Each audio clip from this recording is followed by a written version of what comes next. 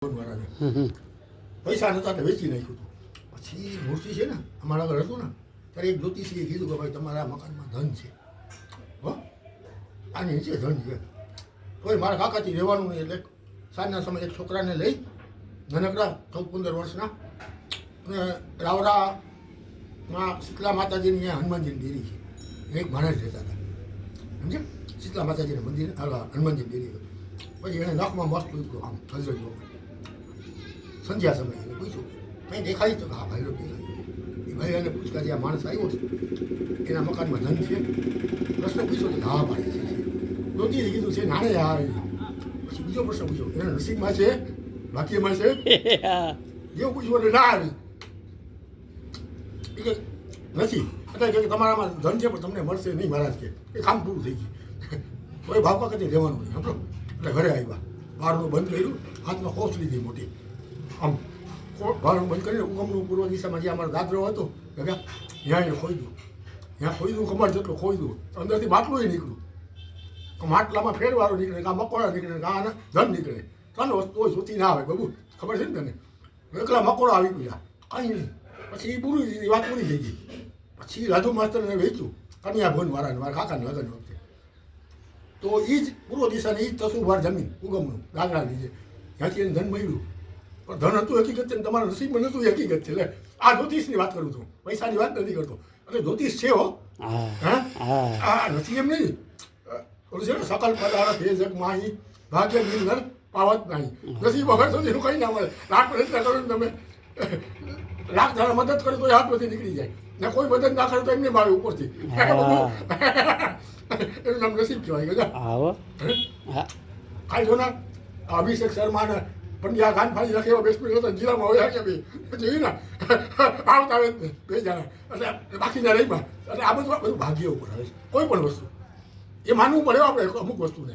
સાચી વાત છે, ભાગ્ય તો આ રમત ગમતમાં આ તો કોઈ પણ બાબતની અંદર જીવનમાં બધામાં બધું આપણા કર્મમાં હોય ને નસીબ, એને આપણે માનવું કે ભગવાને જે સ્થિતિ આપી છે એ મજાની છે એમ. ખરેખર આમાં લગ્નમાં કંઈ સુખ નથી. મારા 47 વર્ષના દાંપત્ય જીવન થયો, એમાં મારી 1 સેકન્ડ એવું સૌભાગ્ય પ્રાપ્ત નથી થયું 1 સેકન્ડ માટેનું. આવો પતિદેવ આવો, તમે ખાતેલા હશો ને હું તમારી શું સેવા કરું, એવું મને હજી લગી કોઈ કીધું નથી. મેં શિક્ષણ મારી હજી લગી મને સૌભાગ્ય હજી લગી પ્રાપ્ત નથી.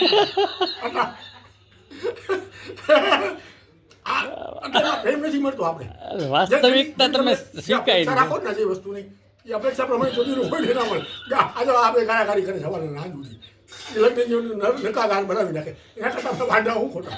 ભગવાનનું ભજન તો કરો તમે પ્રેમથી, ગાળાગાર બોલવાની બદલે એ તો જીવન આપણું સુધરે છે બાબુ. એટલે આ બધું ખોટું છે ખરેખર. જોયું તો સંસાર છે ને એમાં બહુ રસ નથી. કુદરત જે કરતા હોય એ સમજીને કરતા, એ માનવું જ પડે આપણે. એટલી જ વસ્તુ આમાં હું સારા લઈ લ્યો તમે બાવીમાં. એ સ્ત્રીની બુદ્ધિ તો પગની બેની બુદ્ધિ હોય, પછી ના ઘણી ભણેલી હોય. ઇન્દિરા ગાંધી કેમ નથી હોતી? એટલે આ તો ખાલી સમજો. એટલે પછી એમાં કંઈ બહુ હોતું નથી. તો મને એવું સૌભાગ્ય પ્રાપ્ત નથી થયું. પછી જેને પૂછ્યું તો કે અમને કોઈ આવું નથી થયું. લગ ભાઈના લોકોને પૂછ્યું તો કે અમને કોઈ બાઈડી પ્રેમથી બોલાવ્યું હોય એવું જોવામાં નથી આવ્યું. પછી કીધા કોઈનું આવે નહીં. એ કોક જ આવે લાખોમાં કોક નીકળે એવું ભાગ સારણ પર્સ કરે ને પૂજા કરે ને સાચી સંગાડી હોય. હા, એ ગુણવાન સુશીલ ના મળે, સુંદર મળે કદાચ, પણ સુશીલ તો ના જ મળે. એ સુશીલનું મળતું વધારે હોય સુંદર કરતા. સંસ્કાર જેનામાં સારા હોય, સમજાય ને મારી વાત. સાચું. કારું દોરા લાંબા ટોકા જાડા જેનાની વાતો નથી કરતો, ભણેલા પણ એ બધા ધંધો તો ઠીક છે, પણ સારા સંસ્કાર મહત્વના હોય છે જીવનની અંદર. ડોંગરે મારી જેવી કહેતા સમજા, એ જ તમારા જીવનની સાચી એવી છે બધું. બાકી બધું ખોટું છે. આ દુનિયા બધું હોય છે. પ્રાપ્ત થયું નથી હજી લગી, થાય એવું લાગતું નથી. એ અપેક્ષા ના રખાય હોય એટલી બધી, એ વધુ પડતી અપેક્ષા કહેવાય કે નહીં.